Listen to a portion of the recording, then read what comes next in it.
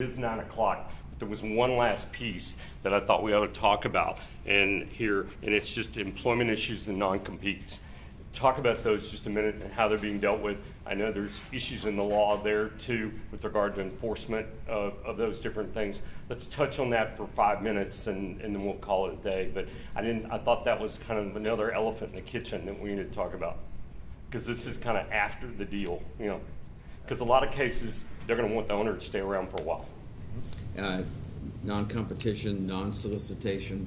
The history of Texas law is important here. We're a right-to-work state. So you now have a bargain transaction where someone is going, you can't make somebody work, but you can prevent them from working. The history of the law is the legislature constantly adopts statutes that say you are prohibited from working if, and the courts say, no, we're not doing that. Texas is a right-to-work state. We're moving more now towards enforcing non-competes and enforcing non-solicitation agreements. I had said earlier that from a planning perspective, where you see a succession plan, as Nancy said, stay current on your tax planning, stay current on your estate plan, stay current on your succession planning if you're building a business. So you have key employees, they have employment contracts, that's part of the sale. What's in the contract? Well, the contract may affect your capital structure because employees are going to stick around both for income and for equity, meaning a payment at a liquidity event. So that is a critical piece to the planning. Now, what's enforceable? If you own a part of the company, you have a right to income from a liquidity event. This is a very specialized area where either by using the capital structure or the employment contracts, you can get people to stick around, help you build your business. They get paid fairly at the end of the day. But once again, don't let the financial engineering outrun the law. And the covenants not to compete that are entered into with employees who are already working for you without separate consideration are, until very recently, likely on their face unenforceable. This is an area where real planning is needed, and often we get lost in the mystery and the glamour of M&A, whereas at the end of the day, your business is a business that's run by people, and their employment agreements are critical to their willingness to stick around until there's a liquidity event. And then where Greg was going, now you're signing a contract that says, I'm going to stick around and help you. Two parts to that. One, that's likely enforceable.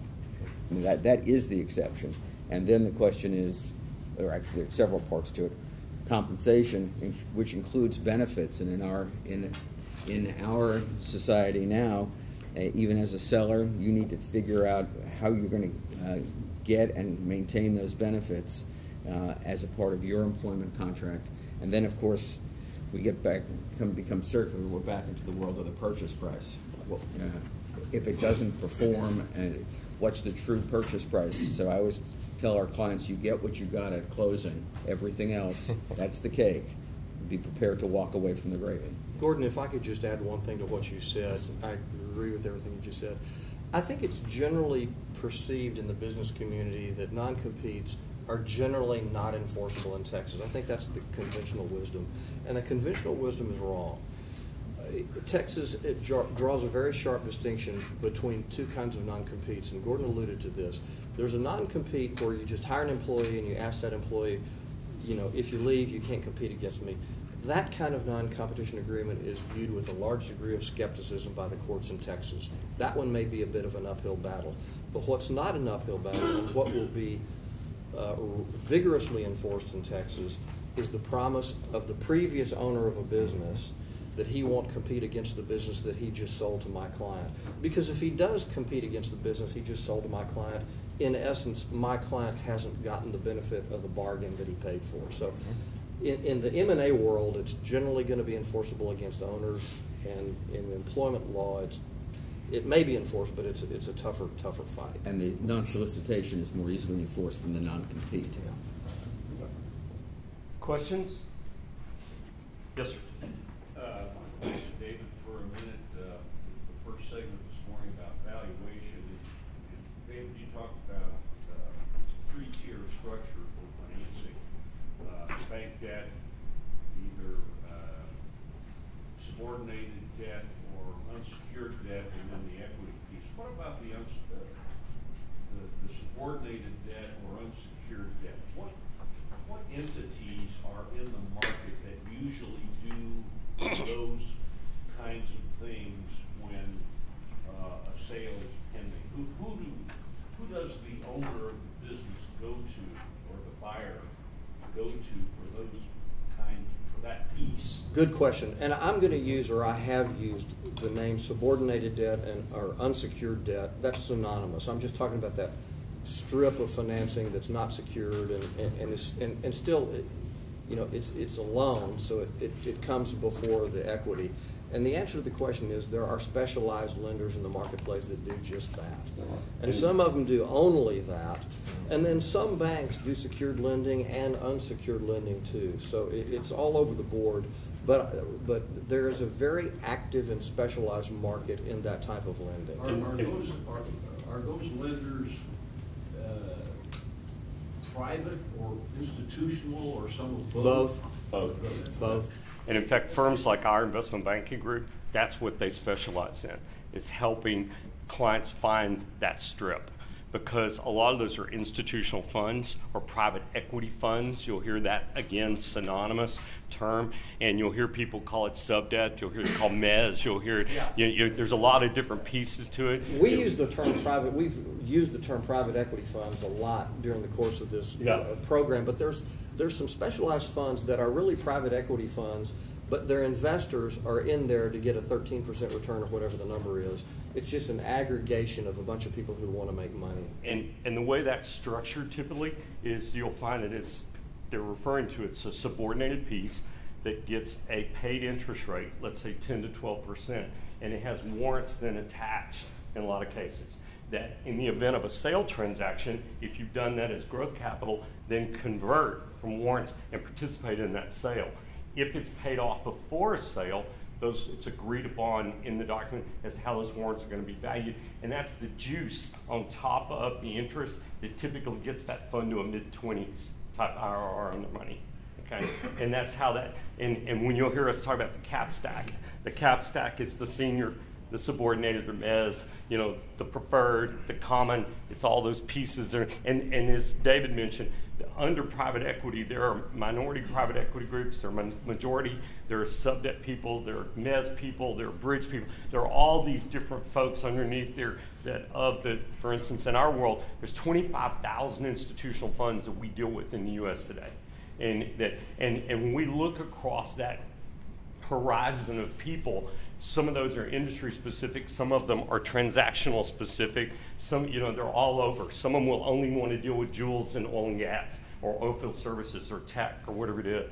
And that's separate then from venture. Somebody asked me this morning about venture, and I told them, I said, we don't deal with venture because that truly is startup early stage capital in our definition, where private equity is the company that's already operating and it's got an EBITDA number and is moving and growing. The easy answer to your question is that you may not know these people, but your investment banker or one of your advisors will know these people. Yeah. So you tell your client when it comes to those questions, not to worry, we'll just start dialing for dollars.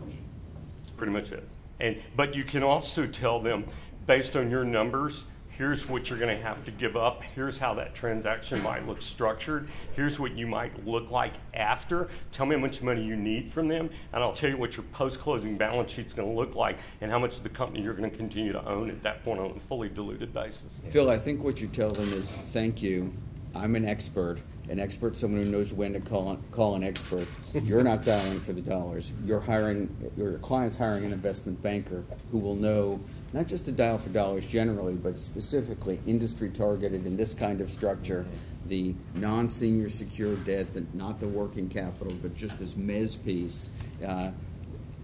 They'll know where that industry exists and it's organized. And expensive. And one other comment that was mentioned, there are a number of lenders out there today that you'll also hear the term ABL with asset-based lenders.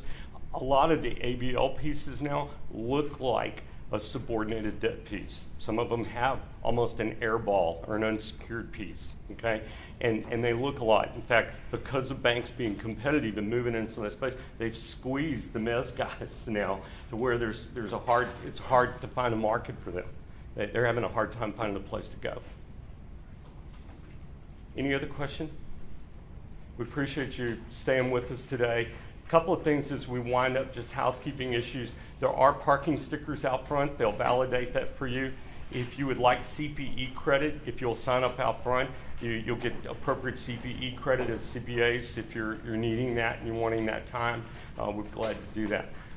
There are actually some other alternatives we didn't get to today in this discussion. We may come back in the spring and do another one of these sessions and just talk about some of the other things with estate planning and the transfer of assets and some of those things as other options outside of a sale, ESOP, those things.